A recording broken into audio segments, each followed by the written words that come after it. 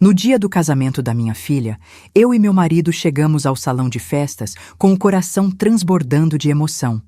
Depois de meses ajudando nos preparativos, financiando cada detalhe, estava ali finalmente o grande dia. Mas quando nos aproximamos da entrada, vimos algo que congelou nosso sangue. Uma foto nossa, ampliada, colocada bem na porta principal com uma placa gigante escrita: "Não permitam a entrada dessas duas pessoas." Meu marido segurou minha mão com força. Senti minhas pernas fraquejarem. Gente entrando, olhando para a foto, olhando para nós, sussurrando. A humilhação mais profunda que alguém pode sentir. Minha própria filha. No dia do casamento dela. Nos expondo daquele jeito, como se fôssemos criminosos, pessoas indesejadas. Não gritamos, não fizemos escândalo. Simplesmente viramos as costas e fomos embora, com a dignidade que ainda nos restava. 3 horas depois, ela finalmente percebeu. Mas aí já era tarde demais. O casamento dela tinha acabado no exato momento em que decidiu nos humilhar.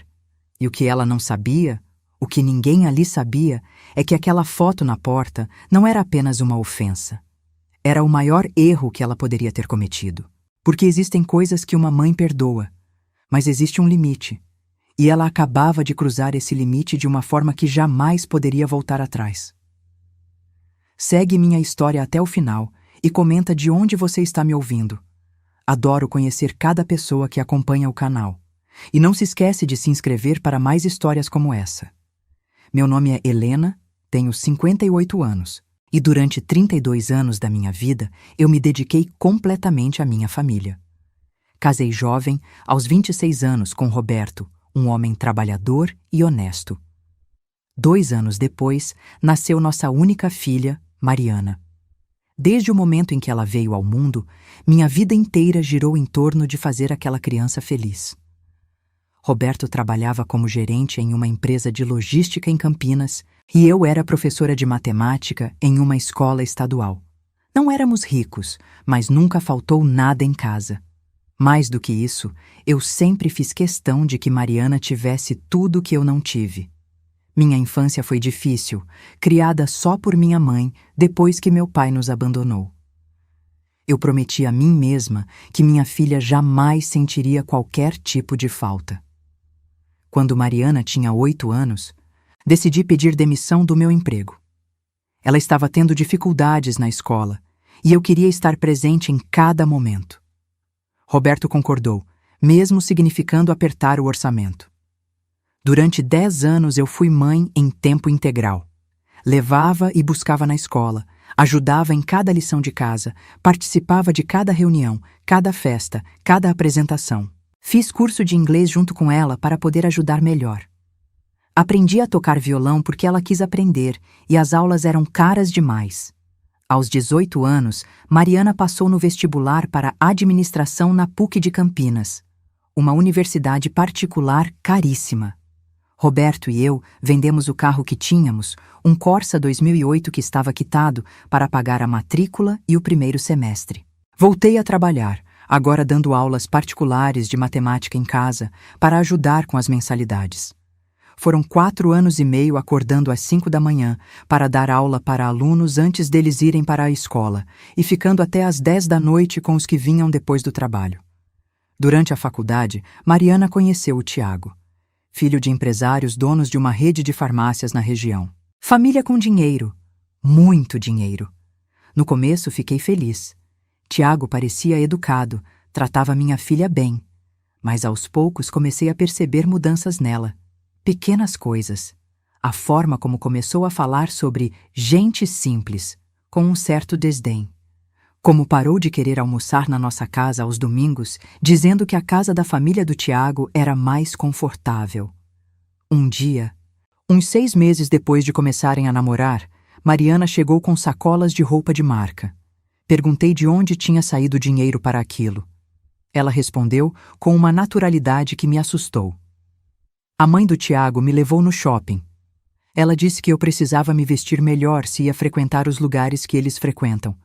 Senti uma pontada no peito, mas engoli. Pensei que era bobagem minha. Insegurança. Depois da formatura, Tiago pediu Mariana em casamento. Foi em um restaurante caro, com direito a fotógrafo e tudo.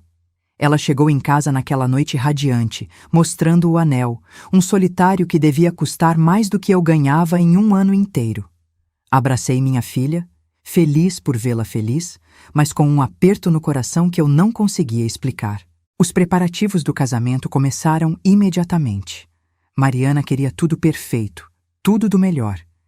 E quem ia pagar? A família do noivo pagaria a festa, mas tinha uma lista enorme de outras coisas. O vestido de noiva que ela escolheu custava 17 mil reais.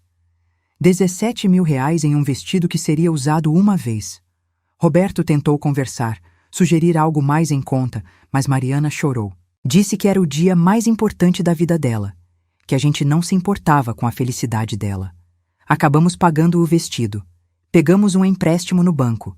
Também pagamos o buffet da festa de noivado, os convites importados que ela fez questão de ter, a decoração da igreja. Cada vez que a gente tentava sugerir economia, vinha choro, vinha drama. E eu, que passei a vida inteira cedendo, continuei cedendo. Mas o pior não era o dinheiro. O pior era a forma como ela começou a nos tratar. Principalmente perto da família do Tiago. Lembro de um almoço na casa deles, 3 meses antes do casamento. A mãe do Tiago, Silvana, uma mulher cheia de joias e de botox, perguntou sobre a minha profissão. Antes que eu pudesse responder, Mariana disse: "Minha mãe dá umas aulinhas particulares em casa. Umas aulinhas, como se fosse um passatempo, um hobby. Não o trabalho que pagou a faculdade dela." Roberto percebeu também. Uma noite, deitados na cama, ele me disse: "Helena, a gente está perdendo nossa filha." Tentei acalmá-lo. Disse que era só fase, que depois do casamento tudo voltaria ao normal. Mas no fundo, eu sabia que ele estava certo. 2 semanas antes do casamento, Mariana nos chamou para uma conversa. Disse que precisava conversar sobre as regras da festa. Regras. Ela tinha uma lista no celular. Não podíamos chegar antes dos pais do noivo. Não podíamos sentar na mesa principal. Aquela era só para a família do Tiago e os padrinhos. Não podíamos fazer discurso porque seria constrangedor. A cada regra que ela falava, eu sentia meu coração se partir um pouco mais. Mas concordei com tudo, como sempre concordei. No dia do casamento, Roberto colocou o terno que tinha comprado especialmente para a ocasião. Eu, o vestido rosa claro que Mariana tinha aprovado depois de eu mandar foto de 5 opções diferentes. Estávamos nervosos, emocionados. Íamos ver nossa filha única casar. Saímos de casa às 3 da tarde. O casamento era às 5. Paramos no caminho para comprar água, porque estava um calor tremendo naquele sábado de novembro. Quando chegamos no espaço Vila Lobos, o local da festa, eram 4h30. O estacionamento já estava cheio. Caminhamos até a entrada, onde tinha uma estrutura linda montada, cheia de flores brancas e douradas. E foi quando vimos. A foto estava ali, impressa em tamanho gigante, num banner de mais de 1 metro de altura. Eu e Roberto, uma foto que tinham tirado da nossa rede social, ampliada e colocada em um cavalete bem na entrada, e em cima, com letras garrafais vermelhas: "Não permitam a entrada dessas 2 pessoas." Fiquei paralisada. Roberto apertou minha mão com tanta força que doeu. 2 recepcionistas estavam ali na porta, conferindo a lista de convidados. Elas olharam para a foto, olharam para nós, e uma delas, uma menina que não devia ter mais de 20 anos, disse baixinho para a outra: "São eles." Senti meu rosto pegar fogo. Gente passando, olhando, sussurrando. Um casal de idosos que estava entrando parou, olhou a foto, olhou para nós com pena. Um homem de terno comentou com a esposa: "Que situação, meu Deus." Eu queria que a terra se abrisse e me engolisse. Queria gritar, queria entender, mas minha voz não saía. Roberto foi quem reagiu primeiro. "Deve ser um erro", ele disse para as recepcionistas, a voz tremendo. "Somos os pais da noiva, Helena e Roberto." A menina olhou para a prancheta constrangida. "O nome de vocês não está na lista, senhor. E tem essa foto aqui com a orientação expressa de não permitir a entrada." Não estava na lista. Os pais da noiva não estavam na lista de convidados do casamento da própria filha. Senti minhas pernas bambas, segurei no braço de Roberto para não cair. Isso tem que ser engano, insisti, minha voz saindo fina, desesperada. Eu preciso falar com minha filha. Preciso entender o que está acontecendo. A recepcionista mais velha, uma mulher de uns 40 anos, pegou um rádio e falou baixinho. Não consegui ouvir direito o que ela disse, mas captei as palavras situação e pais da noiva. Ela desligou o rádio e disse, evitando olhar nos nossos olhos: a organizadora do evento vai vir aqui conversar com vocês. Ficamos ali, parados na entrada, enquanto convidados continuavam chegando. Entrando, nos olhando com curiosidade, pena, ou pior, com aquela expressão de quem está presenciando um escândalo e vai ter história para contar depois. Reconheci alguns rostos. Colegas da faculdade de Mariana. Vizinhos antigos nossos que ela convidou, mas que, aparentemente, nós não poderíamos cumprimentar. 5 minutos depois apareceu uma mulher loira, elegantíssima, com uma prancheta e um fone de ouvido. Vocês são Helena e Roberto? Ela perguntou, a voz profissional, mas firme. Confirmamos. Ela respirou fundo. Olha, eu sou Patrícia, a cerimonialista do evento. Recebi orientações expressas da família do noivo de que vocês não deveriam ser admitidos na festa. Inclusive, essa sinalização aqui foi colocada a pedido deles para evitar constrangimentos. Oh, constrangimentos! Roberto elevou a voz. O constrangimento é esse! Eu sou o pai da noiva! Pagamos essa festa! Pagamos o vestido da minha filha! Como assim não podemos entrar? A cerimonialista abriu a boca, fechou, claramente desconfortável. Senhor, eu estou apenas seguindo as orientações que recebi, mas se quiserem, posso tentar localizar a noiva e... Não precisa localizar nada, cortei, minha voz saindo mais firme do que eu esperava. As lágrimas já escorriam pelo meu rosto, estragando a maquiagem que tinha levado 2 horas para fazer. Mas de repente, no meio daquela humilhação toda, algo dentro de mim clicou. Uma raiva fria, uma clareza. Vamos embora, Roberto. Helena, mas... Vamos embora, repeti, segurando firme no braço dele. Virei para a cerimonialista e disse, com toda a dignidade que ainda me restava: pode avisar minha filha que os pais dela vieram como prometeram e que foram embora. Ela vai entender quando precisar entender. Voltamos para o carro em silêncio. Roberto dirigia com as mãos tensas no volante, a mandíbula travada. Eu olhava pela janela sem ver nada, as lágrimas secando no meu rosto. Quando chegamos em casa, eram 5h15. O casamento estava começando naquele exato momento. Sentei no sofá da sala, ainda com o vestido de festa. Roberto tirou o paletó, afrouxou a gravata e sentou ao meu lado. Ficamos ali, em silêncio, tentando processar o que tinha acabado de acontecer. Minha filha, minha única filha, tinha nos humilhado publicamente. Tinha colocado nossa foto na entrada da festa dela como se fôssemos criminosos, gente indesejável. Por quê? Roberto perguntou em voz baixa. O que a gente fez, Helena? O que foi que a gente fez de tão horrível para merecer isso? Não tinha resposta. Fiquei repassando os últimos meses na minha cabeça. As conversas, as discussões sobre a festa, os preparativos. Tinha tido alguns atritos, sim. Mariana tinha ficado irritada quando sugeri que 17 mil reais era demais por um vestido. Tinha ficado chateada quando Roberto questionou o preço do buffet. Mas daí a nos expulsar do casamento? A nos proibir de entrar? Meu celular tocou. Era minha irmã, Júlia, que também tinha sido convidada. Atendi. Helena, pelo amor de Deus, o que aconteceu? Todo mundo aqui está comentando que vocês foram barrados na entrada. É verdade, respondi, a voz cansada. Tinham colocado uma foto nossa na porta proibindo nossa entrada. Como assim? Mas que absurdo! Onde estão vocês agora? Em casa. Ouvi Júlia respirar fundo do outro lado. A Mariana sabe?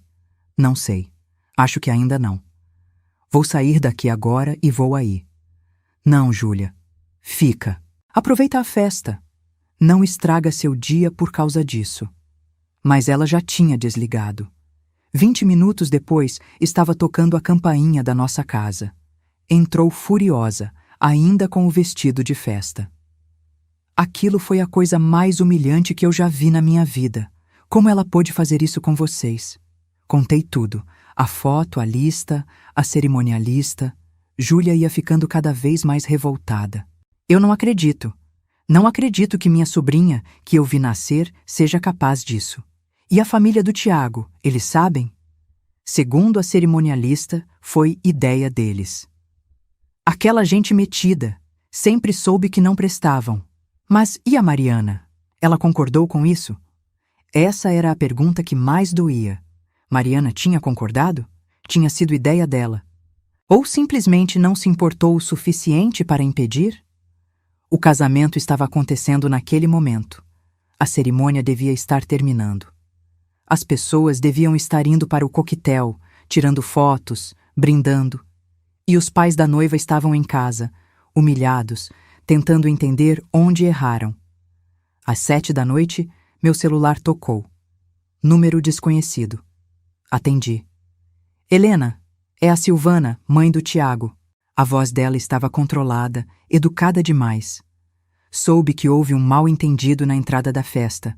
Mal-entendido? Não consegui segurar a raiva. Minha foto estava na porta, proibindo minha entrada no casamento da minha filha. Pois é, sobre isso. Ela pausou. Acontece que Mariana estava muito nervosa com a possibilidade de vocês causarem algum tipo de constrangimento na festa.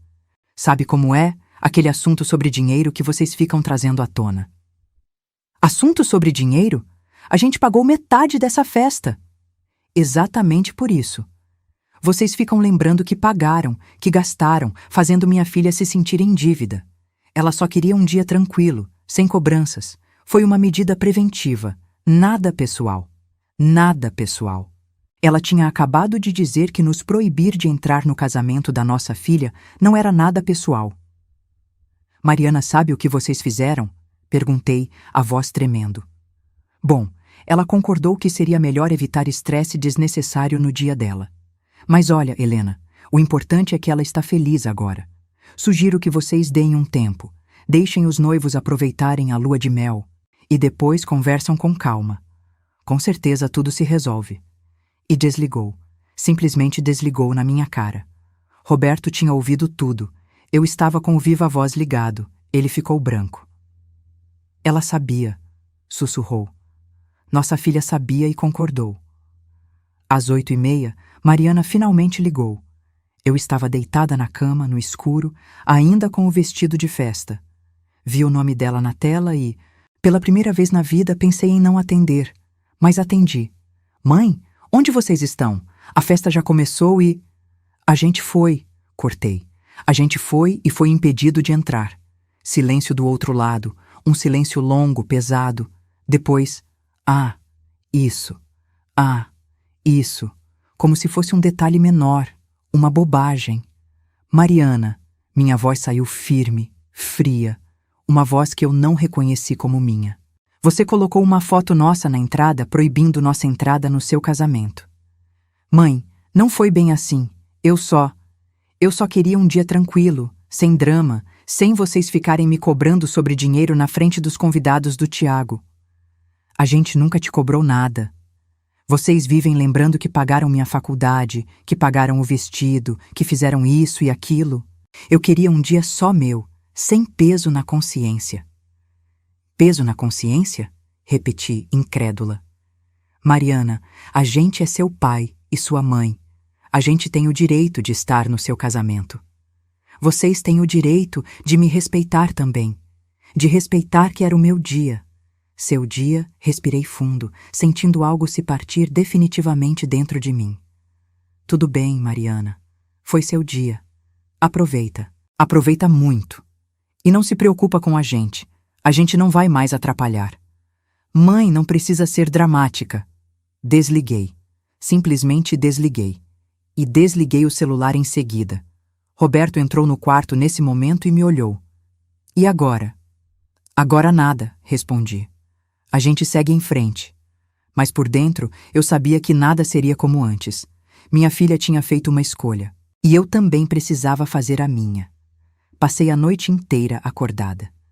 Roberto dormiu por exaustão emocional lá pelas 3 da manhã, mas eu fiquei ali, olhando para o teto, repassando cada momento, cada sacrifício, cada vez que abri mão de algo por ela.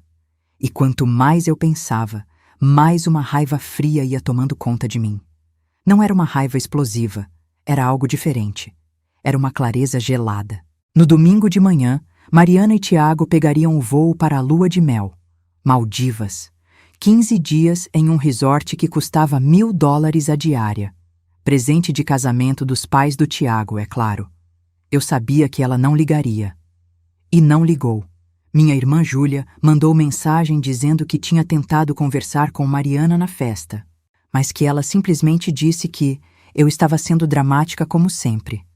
Dramática como sempre. Eu, que passei a vida inteira engolindo sapos, aceitando tudo calada, sendo a mãe compreensiva. Dramática. Foi na segunda-feira que tudo começou a mudar. Eu estava na cozinha, tomando café, quando recebi uma ligação do banco. Era a gerente, Patrícia, que cuidava da nossa conta há anos. Dona Helena, bom dia. Desculpa incomodar, mas eu queria confirmar uma coisa.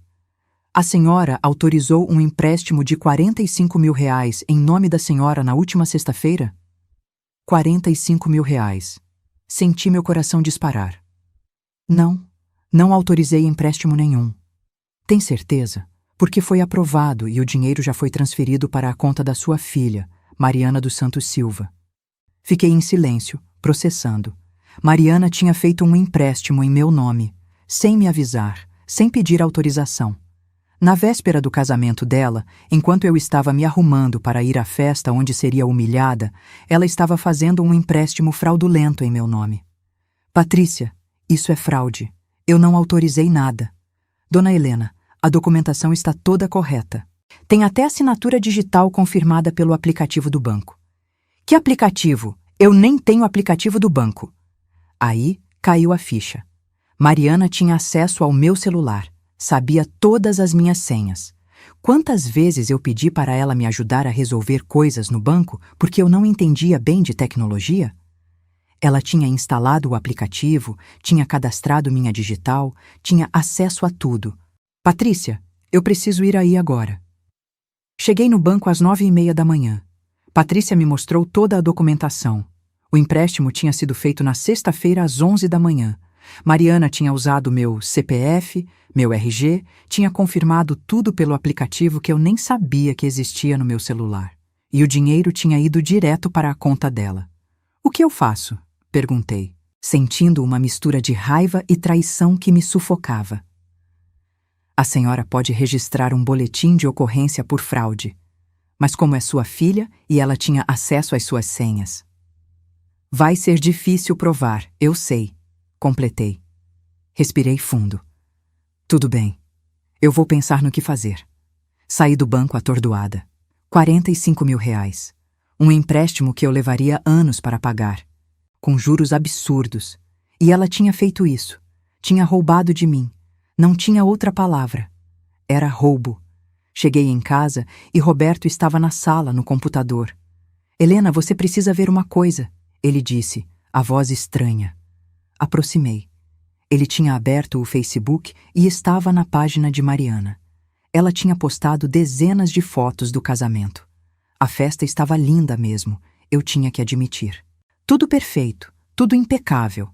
E em uma das fotos, ela estava com a família do Tiago, todos sorrindo, e a legenda dizia: "Feliz com minha verdadeira família.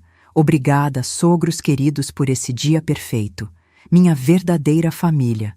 Como se a gente não existisse. Como se 30 anos de dedicação não significassem nada. Tem mais, Roberto disse, clicando em outra foto. Era do buquê. Mariana tinha jogado o buquê e uma prima do Tiago tinha pegado. E nos comentários, alguém tinha perguntado: "E seus pais? Não vi eles nas fotos." E Mariana tinha respondido: "Alguns ciclos precisam se encerrar para novos começos acontecerem. Alguns ciclos precisam se encerrar." Ela estava falando de mim, da gente, como se fôssemos um ciclo ruim que precisava acabar. Sentei no sofá, sentindo meu mundo desabar. Roberto sentou ao meu lado e segurou minha mão. A gente perdeu ela, ele disse, a voz embargada. Perdemos nossa filha. Foi nesse momento que o telefone fixo tocou. Era um número de São Paulo. Atendi. Alô? Helena Silva? Sim, sou eu.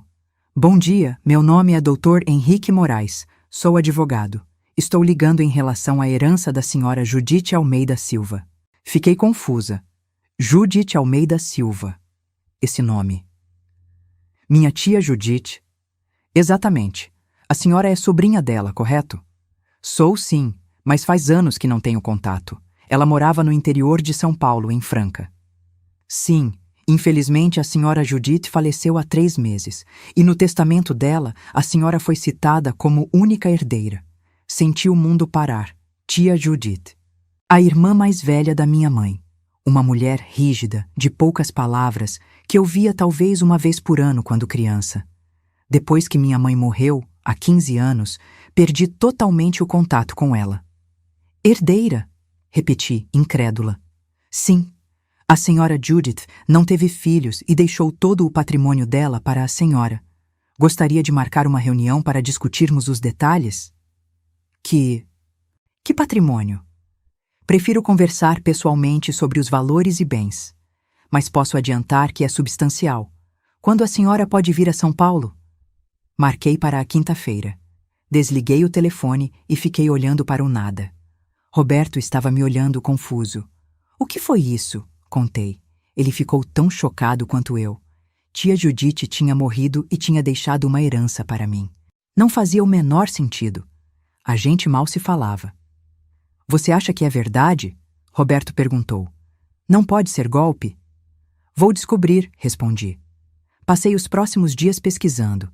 Liguei para a Ordem dos Advogados de São Paulo e confirmei que o Dr. Henrique Moraes era advogado registrado, especializado em inventários. Procurei o nome de tia Judite e encontrei o obituário. Tinha morrido mesmo. Em agosto, aos 84 anos. E não tinha filhos, nunca tinha casado. Na quinta-feira, peguei o ônibus para São Paulo. O escritório do Dr. Henrique ficava na Avenida Paulista, num prédio comercial elegante. Ele era um homem de uns 60 anos, cabelos grisalhos, óculos, muito profissional. Dona Helena, obrigado por vir, ele disse, me oferecendo uma cadeira. Vou ser direto. Sua tia Judite era uma mulher muito reservada, mas também muito cuidadosa. Ela construiu um patrimônio considerável durante a vida. Abriu uma pasta na minha frente. A senhora Judite era dona de 3 imóveis em Franca, um apartamento onde morava e 2 imóveis comerciais que alugava. Além disso, tinha investimentos em renda fixa que somam aproximadamente R$800 mil. R$800 mil, mais os imóveis. Fiquei sem ar. Os imóveis comerciais geram uma renda de aluguel de cerca de R$7 mil mensais. O apartamento dela está avaliado em R$500 mil. Os outros 2 imóveis somam mais uns R$400 mil. Fiz as contas mentalmente. Era quase R$1.800.000. R$1.800.000. E ela deixou tudo isso. Ah, para mim? Sim. No testamento ela deixou uma carta. Gostaria de ler? Peguei a carta com mãos trêmulas. Era escrita à mão, com a letra firme de tia Judite. Helena, se você está lendo isso, é porque já parti. Sei que não fomos próximas, e a culpa é minha. Depois que sua mãe morreu, me afastei porque era doloroso demais lembrar dela. Mas eu sempre acompanhei sua vida de longe. Sei que você é trabalhadora, honesta e uma boa mãe. Não tive filhos, não construí família, mas tenho patrimônio, e quero que ele vá para alguém de sangue, alguém que vai dar valor. Use esse dinheiro para viver bem. Você merece. Com carinho, Judite. Lágrimas escorreram pelo meu rosto. Tia Judite, a mulher séria e distante, tinha pensado em mim. Tinha me deixado uma vida inteira de trabalho. Quanto tempo leva para eu ter acesso? Perguntei. O inventário está praticamente concluído. Não houve contestação, não há outros herdeiros. Em cerca de 60 dias, tudo estará em seu nome. 60 dias. Em 2 meses, eu teria quase 2 milhões de reais. 2 milhões que Mariana não sabia que existiam. 2 milhões que mudariam tudo. Voltei para casa naquela noite com a cabeça fervilhando. Roberto me esperava ansioso. Contei tudo. Ele ficou em silêncio por um longo tempo, depois perguntou: "E agora?" Agora, respirei fundo, sentindo algo novo crescendo dentro de mim. Agora a gente joga o jogo dela, mas com as nossas regras. Pela primeira vez em dias, sorri. Não era um sorriso feliz. Era um sorriso de quem finalmente tinha entendido o jogo. Mariana tinha nos descartado pensando que éramos descartáveis, que éramos pobres, dependentes, que ela tinha subido na vida e não precisava mais da gente. Ela não fazia ideia do erro que tinha cometido. "Roberto", disse pegando meu celular, "a gente vai fingir que está tudo normal, não vai falar da herança para ninguém, ninguém. Quando ela voltar da lua de mel, a gente age como se nada tivesse acontecido, e enquanto isso, a gente se prepara. Prepara para quê? Para dar a ela exatamente o que ela deu para a gente." Mariana e Tiago voltaram das Maldivas 2 semanas depois. Bronzeados, felizes, com as redes sociais cheias de fotos paradisíacas. Ela não ligou quando chegou. Foram mais 3 dias até ela mandar uma mensagem. "Mãe, a gente voltou. Vou na casa de vocês no sábado buscar umas coisas que deixei no quarto." Buscar umas coisas. Nem um oi, nem um como estão. Buscar umas coisas. Respondi: "Tudo bem, filha. Estaremos aqui." Roberto me olhou quando mostrei a mensagem. "Você tem certeza disso, Helena? De fingir que está tudo normal?" "Absoluta", respondi. E estava. Nas 2 semanas que ela esteve fora, eu e Roberto tínhamos planejado tudo. Conversamos com o Dr. Henrique, que nos orientou sobre cada passo. O inventário estava correndo. Os imóveis já estavam quase todos transferidos. O dinheiro seria liberado em mais 40 dias. Nesse meio tempo, eu fiz outras coisas. Fui até a Delegacia da Mulher e registrei um boletim de ocorrência sobre o empréstimo fraudulento. A delegada foi muito clara. "Dona Helena, como é sua filha e ela tinha acesso às suas senhas, juridicamente fica complicado provar má-fé. Mas o boletim fica registrado. Se precisar no futuro, está documentado." Também procurei um advogado especializado em direito de família. Dr. Carlos, um homem sério na casa dos 50, me ouviu contar tudo e fez anotações. "A senhora quer entrar com alguma ação?" perguntou. "Ainda não", respondi. "Por enquanto, só quero que tudo fique documentado. O empréstimo, as mensagens, tudo." "Entendo.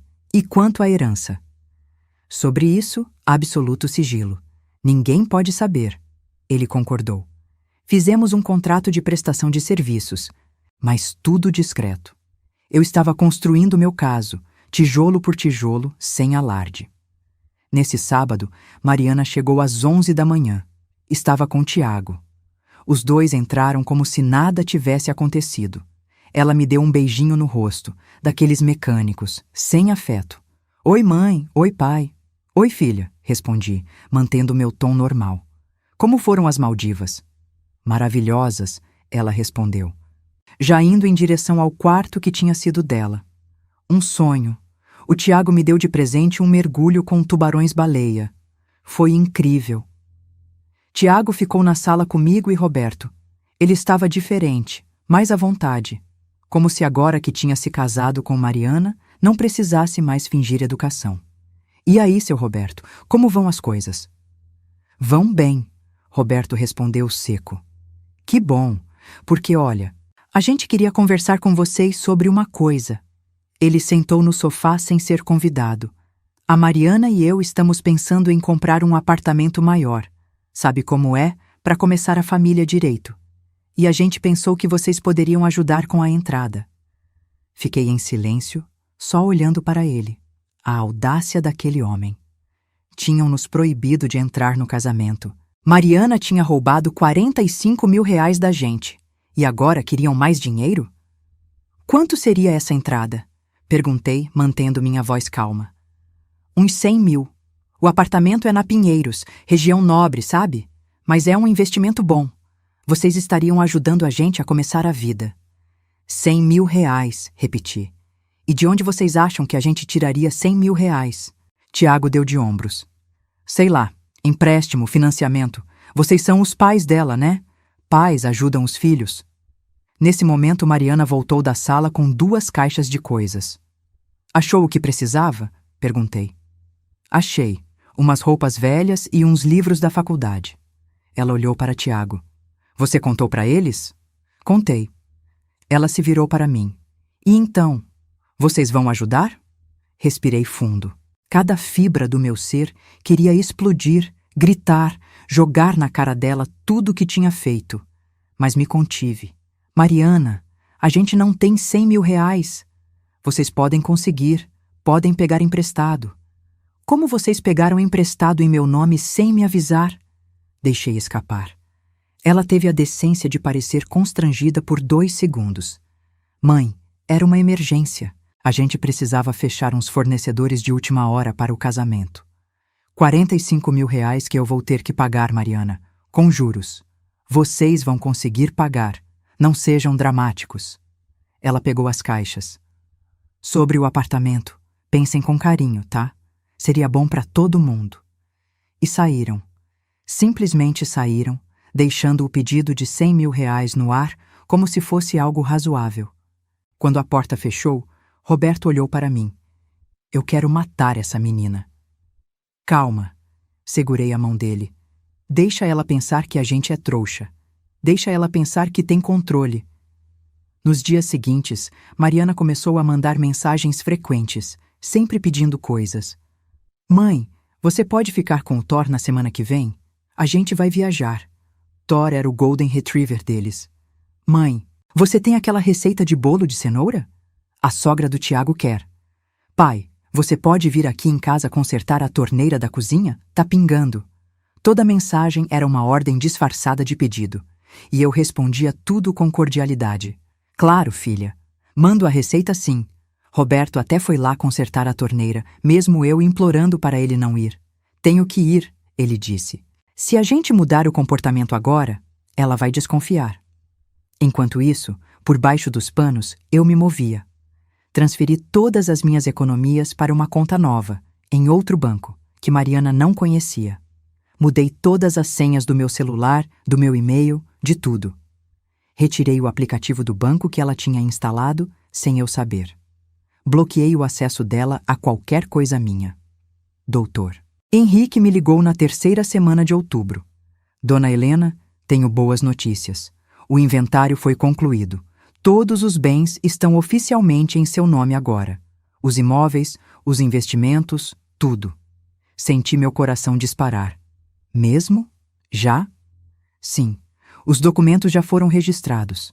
A senhora é oficialmente proprietária de tudo. O dinheiro dos investimentos pode ser resgatado quando quiser. Desliguei e fiquei sentada na sala processando. Eu era rica. Pela primeira vez na vida, aos 58 anos, eu tinha dinheiro. Dinheiro de verdade. Independência financeira. Liberdade. Roberto chegou do trabalho naquela noite e contei. Ele ficou em silêncio. Depois sorriu. E agora? Agora a gente espera o momento certo. Mariana nos convidou para um almoço de domingo na casa nova deles. Eles tinham alugado um apartamento no Cambuí, bairro nobre de Campinas, enquanto esperavam comprar o tal apartamento em Pinheiros. Fomos. O apartamento era enorme, moderno, claramente caro. Tudo decorado com bom gosto, tudo de marca.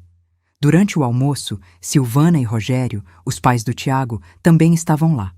A conversa girou em torno de viagens, de negócios, de gente que eu não conhecia. Mariana mal falava comigo. Quando falava, era para pedir que eu ajudasse a trazer coisas da cozinha ou para recolher pratos. Em um momento, fui ao banheiro e, ao voltar, ouvi vozes na sala. Parei no corredor, ouvindo. Mas vocês vão conseguir o dinheiro com eles? Era a voz de Silvana. Vou insistir, Mariana respondeu. Minha mãe é moleza. Se eu chorar um pouco, ela cede. E se não ceder? A gente dá um jeito. Talvez faça outro empréstimo no nome dela. Da última vez funcionou. Riram. Todas riram. Mariana, Silvana. Até ouvi Tiago comentar. Sua mãe é boa, viu? Nem reclamou muito do empréstimo. Voltei para a sala com um sorriso no rosto. Sentei, comi meu pudim de sobremesa, conversei amistosamente. Mas por dentro, algo tinha se solidificado. O último resquício de dúvida, o último fio de esperança de que talvez minha filha ainda tivesse algum amor por mim, se rompeu. Eles não me viam como mãe, me viam como recurso, como uma vaca leiteira que eles podiam ordenhar quando precisassem. No carro, voltando para casa, Roberto perguntou: "Você está bem?" Ficou calada o almoço inteiro. "Estou ótima", respondi. E estava mais lúcida do que nunca. Aliás, segunda-feira eu vou resgatar o dinheiro da herança e vamos começar a nos mexer. Mexer como? Você vai ver. Na segunda-feira, fui ao banco e resgatei os 800 mil reais dos investimentos de tia Judith. Coloquei tudo na minha conta nova. Depois, fui a uma imobiliária. "Quero vender 2 imóveis em Franca", disse ao corretor. Expliquei sobre os imóveis comerciais que tinha herdado. "A senhora quer vender os 2? Mas eles rendem 7 mil de aluguel por mês." "Quero vender. Preciso de liquidez." Ele colocou os imóveis à venda. Em 3 semanas tinha comprador para os 2. Vendi por 400 mil no total, um pouco abaixo do valor de mercado, mas eu queria agilidade. Agora eu tinha 1.200.000 reais líquidos, mais o apartamento de tia Judith em Franca, que valia 500 mil. Com esse dinheiro, fiz algo que nunca tinha feito na vida. Contratei um advogado tributarista para me orientar sobre como investir sem pagar impostos desnecessários. Coloquei parte em renda fixa, parte em fundos imobiliários. Minha renda passiva agora era de cerca de 12 mil reais por mês. 12 mil reais que Mariana não sabia que existiam. Também fiz outra coisa. Paguei à vista o empréstimo fraudulento de 45 mil reais que Mariana tinha feito em meu nome. Não paguei para ajudar ela. Paguei para me livrar da dívida, para limpar meu nome, e guardei todos os comprovantes. No começo de novembro, Mariana ligou. "Mãe, a gente precisa conversar." "Sobre o quê, filha?" "Sobre o apartamento. A gente encontrou um perfeito, mas precisa fechar logo. São 120 mil de entrada. Vocês conseguiram o dinheiro?" "Mariana", respirei fundo. "A gente não tem 120 mil reais. Já falei isso." "Mãe, pelo amor de Deus, vocês não podem fazer esse esforço pela própria filha. Eu não estou pedindo de graça. Vocês vão ficar com parte do apartamento no nome de vocês." "Não temos o dinheiro, Mariana." "Então arrumem, peguem emprestado, vendam alguma coisa." "Vender o quê? A gente não tem nada." Ela desligou na minha cara. 5 minutos depois, mandou uma mensagem longa, cheia de ataques, dizendo que eu sempre fui egoísta, que nunca apoiei os sonhos dela, que a família do Tiago tinha razão sobre mim. Terminava com: "Talvez seja melhor a gente dar um tempo mesmo. Não aguento mais sua mesquinharia." Mostrei a mensagem para Roberto. Ele estava vermelho de raiva. Agora? Agora a gente age?" "Ainda não", respondi. "Falta uma última coisa." No dia seguinte fui ao cartório e mudei meu testamento. Tudo que eu tinha agora, incluindo o apartamento de tia Judith, ficaria para Roberto. E se algo acontecesse com os 2, ia para instituições de caridade.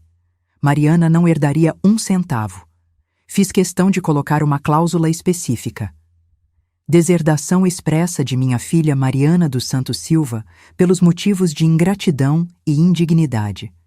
Quando saí do cartório com o documento registrado, me senti leve, livre. Pela primeira vez em meses, sorri de verdade. "Roberto", disse quando cheguei em casa. "Chegou a hora." O momento que escolhi foi o aniversário de Mariana, 29 anos. Ela mesma sugeriu um jantar na casa dela, no apartamento alugado.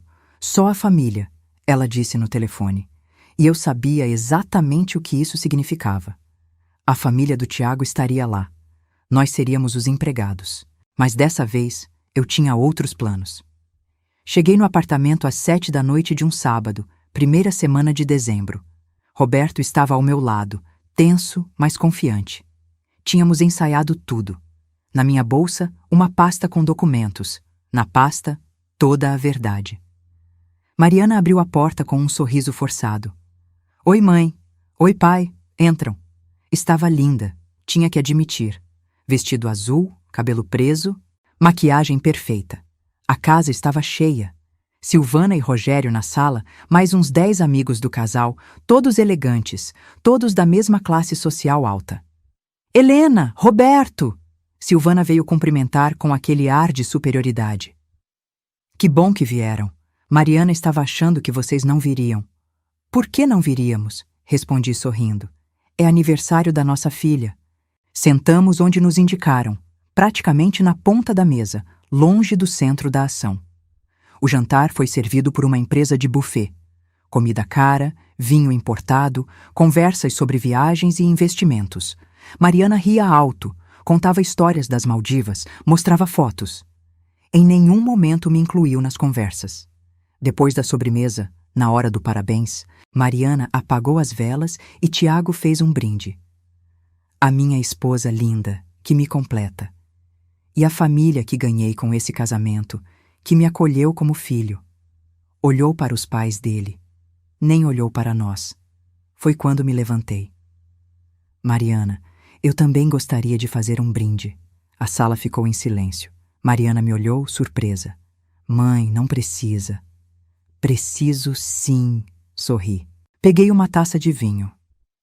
Minha filha está fazendo 29 anos hoje, e eu queria aproveitar esse momento, com toda a família reunida, para contar uma história. Roberto me olhou. Esse era o sinal. Ele pegou a pasta da minha bolsa e colocou na mesa. Mariana, comecei, a voz firme. Você lembra de tudo que eu e seu pai fizemos por você durante esses 29 anos? Mãe, não vamos começar com isso agora.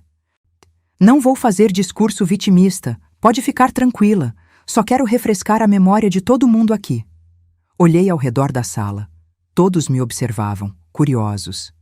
Nós pagamos sua faculdade inteira, 4 anos e meio na PUC, dando aulas particulares até às 10 da noite.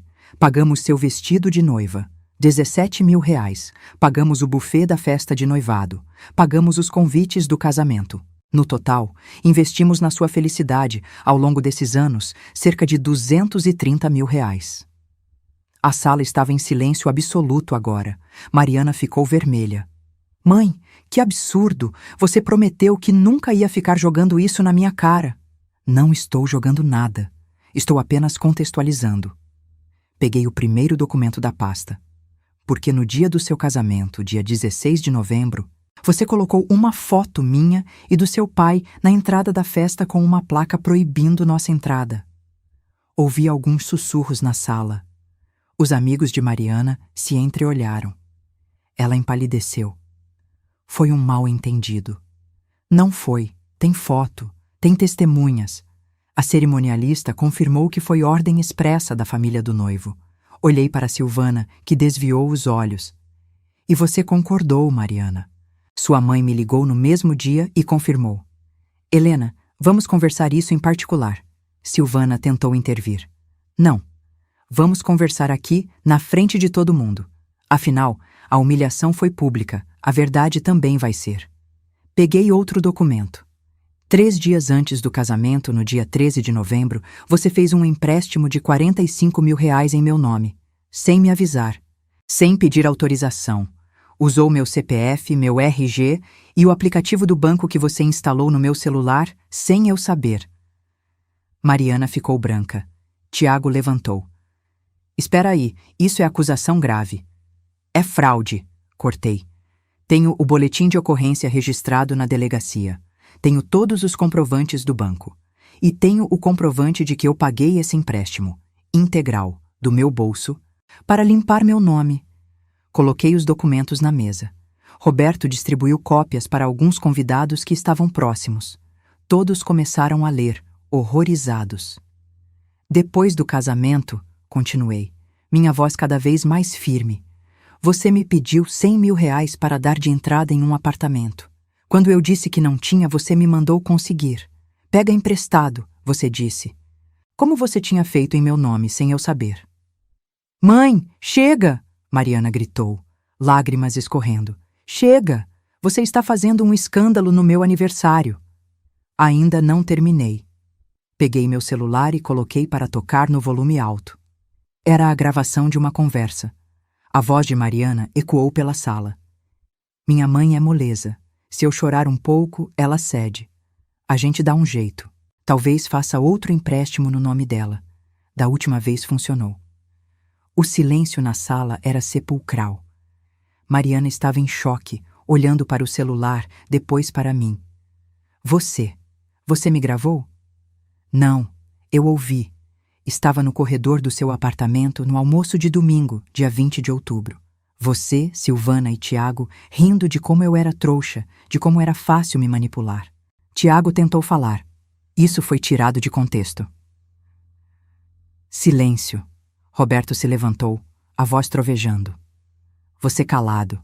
Você e sua família passaram meses nos tratando como lixo. Como se fôssemos pobres inúteis que deveriam agradecer por estar perto da sua família de sucesso. Mas sabe o que vocês são? São exploradores, parasitas. Como ousa falar assim na minha casa? Rogério se levantou também. Sua casa? Roberto riu, um riso amargo. Você acha que é dono de tudo, que é melhor que todo mundo, mas sabe o que você é? É um velho prepotente criando um filho mimado que escolheu uma esposa que trata os próprios pais como empregados. Roberto! Silvana gritou. Respeito! Respeito! Fui eu quem respondeu agora. Onde estava o respeito quando vocês me proibiram de entrar no casamento da minha filha? Onde estava o respeito quando riram de mim pelas minhas costas? Mariana estava chorando agora, soluçando. Vocês estão arruinando meu aniversário. Estão arruinando tudo. Nós não estamos arruinando nada, Mariana. Nós estamos apenas mostrando quem você se tornou. Respirei fundo, chegando na parte principal. Mas sabe, tem uma coisa que você não sabe sobre mim. Algo que mudou tudo. Peguei o último documento da pasta. O testamento de tia Judith. Em agosto deste ano, minha tia Judith faleceu. Ela tinha 84 anos e nunca se casou, nunca teve filhos. E ela deixou todo o patrimônio dela para mim. Vi Mariana piscar, confusa. Patrimônio? Que patrimônio? A tia Judith era pobre. Não era. Ela tinha 3 imóveis em Franca e 800 mil reais em investimentos. Fiz uma pausa, deixando a informação afundar. No total, 1.800.000 reais. A sala explodiu em sussurros. Mariana ficou de pé, cambaleando. O quê? Isso mesmo, quase 2 milhões. E desde outubro está tudo em meu nome. Vendi 2 dos imóveis. Paguei o empréstimo que você fez, investi o resto. Minha renda passiva hoje é de 12 mil reais por mês. Vi a cor sumir do rosto dela. Tiago estava em choque. Silvana tinha a boca aberta. Todos na sala estavam paralisados. 12 mil por mês, repeti. Mais do que você ganha no seu emprego de analista administrativa, Mariana. Mais do que eu ganhei em qualquer momento da minha vida. E você não vai ver 1 centavo. Como assim não vou ver? Ela gritou, a voz histérica. Eu sou sua filha. Tenho direito à herança. Não tem. Roberto colocou outro documento na mesa. Sua mãe mudou o testamento. Deserdação expressa por indignidade e ingratidão. Está tudo registrado em cartório. Mariana pegou o documento com mãos trêmulas, lendo. Quando terminou, olhou para mim com ódio puro. Você não pode fazer isso. Posso, e fiz. Caminhei até ela, olhando nos olhos. Durante 29 anos eu me sacrifiquei por você. Abri mão da minha carreira, do meu dinheiro, da minha dignidade, e você me pagou com humilhação. Me tratou como lixo, me roubou, me descartou. Mãe, eu não sou mais sua mãe, Mariana. Minha voz saiu fria. Final. Mães são respeitadas, são amadas, são valorizadas. Eu era sua funcionária, sua vaca de dinheiro, e agora a vaca secou. Peguei minha bolsa. Roberto se levantou também. Olhei ao redor da sala, para todos os convidados horrorizados, para Silvana e Rogério, que tentavam processar o que tinham acabado de descobrir, para Tiago, que olhava para Mariana como se a visse pela primeira vez. Aproveitem o resto da festa, disse. E Mariana, feliz aniversário. Considere essa verdade como meu presente, porque é a última coisa que você vai ganhar de mim. Saímos do apartamento sob silêncio total. Só ouvimos quando a porta se fechou atrás de nós. Mariana explodindo em gritos, Silvana tentando acalmá-la, vozes se sobrepondo em discussão. No elevador, Roberto me abraçou. Eu não estava chorando. Estava em paz. Acabou? Ele perguntou. Não, respondi. Agora começa. 3 dias depois do aniversário de Mariana, recebi uma ligação dela. Não atendi. Ela ligou mais 5 vezes naquele dia. Mandou 17 mensagens, todas dizendo a mesma coisa, que tinha exagerado, que estava arrependida, que a gente precisava conversar. Não respondi nenhuma. Uma semana depois, ela apareceu na porta de casa. Eu estava saindo para encontrar com uma corretora de imóveis quando a vi parada na calçada. Estava diferente. Sem maquiagem, olhos inchados, roupa simples. Parecia ter envelhecido 10 anos em 2 semanas. Mãe, ela disse quando me viu. Por favor, a gente precisa conversar. Não temos nada para conversar, Mariana. Mãe, eu errei. Eu sei que errei. Mas você não pode me deserdar assim. Sou sua única filha. Parei, olhei para ela. Você é minha única filha biologicamente, mas uma filha de verdade não faz o que você fez. Eu estava confusa. A família do Tiago me influenciou, me fizeram acreditar que vocês eram um peso, que... Ninguém te obrigou a nada, Mariana. Você escolheu. Escolheu nos humilhar. Escolheu me roubar. Escolheu rir de mim com eles. Ajeitei a bolsa no ombro. E agora está aqui porque descobriu que eu tenho dinheiro. Se eu ainda fosse pobre, você estaria aqui? Ela ficou em silêncio. E esse silêncio foi minha resposta. É o que eu pensei, disse. Agora, se me dá licença, tenho um compromisso. Para onde você vai? Ver um apartamento. Eu e seu pai vamos nos mudar. Vi o choque no rosto dela. Se mudar? Para onde? Para longe daqui, para longe de você. Entrei no carro e fechei a porta. Pelo retrovisor, vi ela parada ali, chorando na calçada. E pela primeira vez, não senti vontade de voltar e confortá-la. O apartamento que eu e Roberto fomos ver ficava em Valinhos, cidade vizinha a Campinas.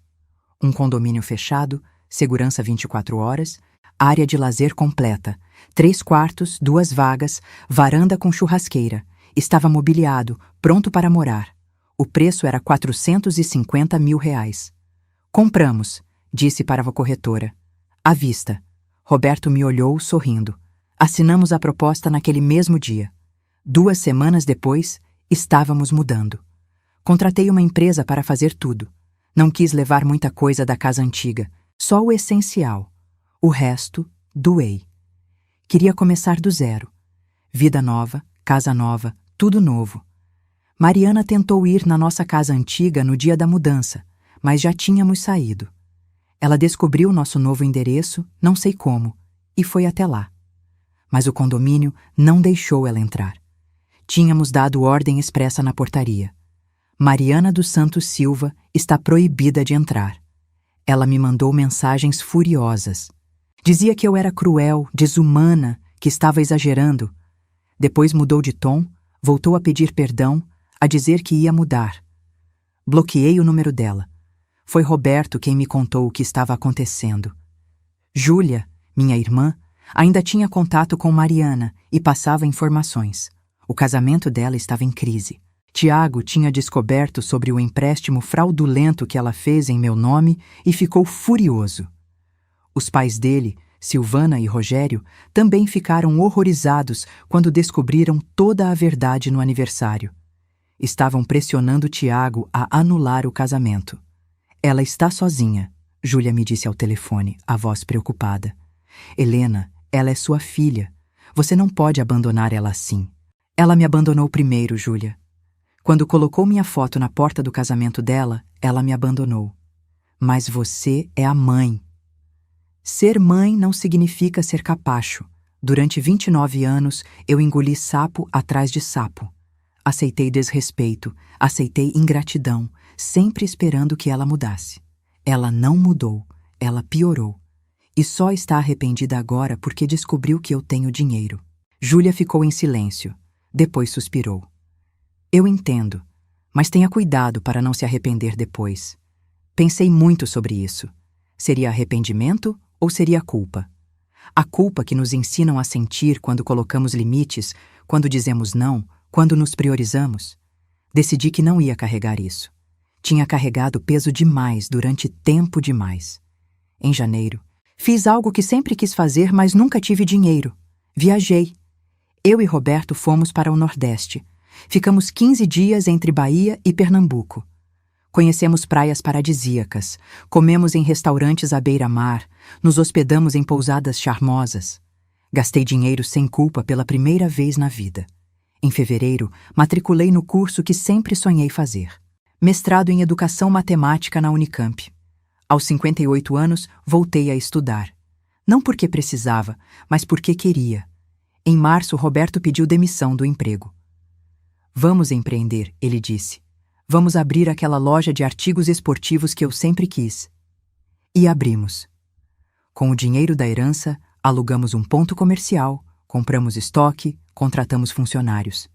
A loja se chama Recomeço. Foi meu nome que escolhi. A vida que eu construí aos 58 anos era mais plena do que qualquer coisa que eu tinha vivido antes. Acordava sem aquele aperto no peito, sem aquela sensação de estar sempre devendo algo para alguém. Tinha paz, tinha liberdade, tinha dignidade. Mariana tentou contato mais algumas vezes. Em abril, ela mandou uma carta pelo correio, longa, detalhada, pedindo perdão, dizendo que tinha terminado com Tiago, que estava morando sozinha, que tinha perdido tudo, que precisava de mim. Li a carta inteira. Depois guardei em uma gaveta. Não respondi. Você não tem pena? Roberto me perguntou uma noite. Tenho, respondi honestamente. Tenho pena da menina que ela foi, da criança que eu criei com tanto amor. Mas aquela menina não existe mais. A mulher que ela se tornou fez escolhas. E escolhas têm consequências. E se ela realmente mudar? Se ela mudar, vai ser para ela mesma, para a vida dela, não para reconquistar meu dinheiro. Olhei para ele. Durante anos eu acreditei que ser boa mãe significava aceitar tudo, perdoar tudo. Mas entendi que ser boa mãe também é ensinar que ações têm consequências, que respeito é via de mão dupla e que amor não é sinônimo de submissão. Em junho, 6 meses depois do casamento fatídico, recebi outra ligação de Júlia. Helena, a Mariana está grávida. Senti meu coração apertar. Um neto. Seria um neto meu. E o pai? É do Tiago. Eles ficaram juntos algumas vezes depois da separação, mas ele não quer assumir, está negando. E ela está desesperada. Pediu para eu te ligar. Quer conversar com você. Fiquei em silêncio por um longo tempo. Um bebê. Uma criança inocente que não tinha culpa de nada. Mas não era sobre o bebê. Era sobre Mariana usando o bebê como moeda de troca. Como sempre usou tudo o que tinha para me manipular. Júlia, disse finalmente, se ela precisar de ajuda médica, de coisas para o bebê, você me avisa. Eu mando dinheiro para você comprar e entregar para ela, mas eu não vou ter contato com ela. Helena, é o que eu posso oferecer. Vou garantir que meu neto não passe necessidade, mas não vou voltar a ser manipulada. E foi o que fiz. Todos os meses, mandava 3.000 reais para Júlia comprar o que Mariana precisasse. Roupas, fraldas, berço, carrinho, tudo, mas sem contato direto. Em dezembro, quase um ano depois daquele casamento que mudou tudo, recebi uma foto pelo WhatsApp. Era de Júlia. Um bebê recém-nascido, de gorrinho azul, olhos fechados. Nasceu hoje de manhã. Samuel, 2 quilos.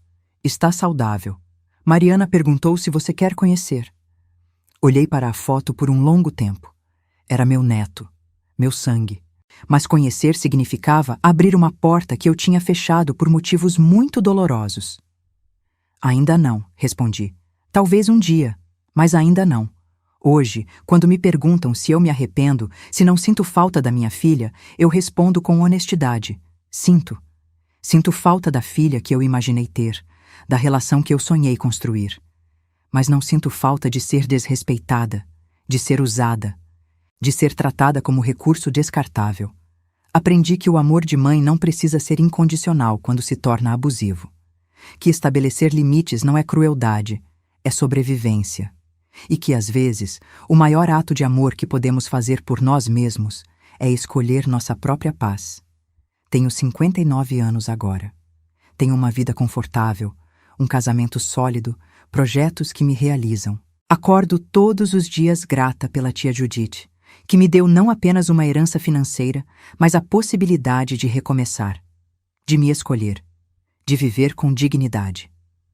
E se você que está me ouvindo já passou ou está vivendo algo parecido, saiba que não está sozinha, que você não é obrigada a aceitar desrespeito só porque vem de família, que você merece ser tratada com dignidade, e que, às vezes, a vingança não é sobre destruir quem te machucou. É sobre se reconstruir tão completamente que eles percebem o que perderam quando te descartaram. E agora eu pergunto para você que me ouviu até aqui. O que você faria no meu lugar? Já passou ou conhece alguém que esteve em uma situação parecida? Comenta aqui embaixo. Quero saber sua opinião, sua história. E se essa história te tocou de alguma forma, se inscreve no canal e ativa o sininho para não perder as próximas histórias, porque a vida continua. E às vezes, os finais mais felizes são aqueles que a gente constrói sozinha, longe de quem um dia jurou nos amar.